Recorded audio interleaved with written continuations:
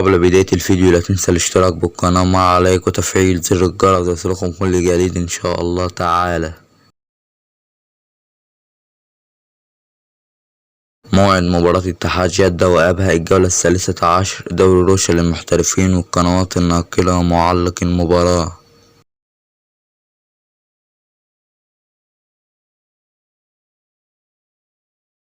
موعد المباراة الجمعة 10/11/2023 توقيت المباراة الساعة 8 مساء بتوقيت مصر. قنوات الناقلة والمعلقين: قناة SSC سبورت تعليق المعلق مدحت شلبي، قناة صوتية أولى عبد الله الغامدي، قناة صوتية تانية. ملعب المباراة استاد مدينة الملك عبدالله الرياضية الجوهرة المشعة. في نهاية الفيديو لا تنسى الاشتراك بالقناة وتفعيل زر الجرس ليصلكم كل جديد ان شاء الله تعالى.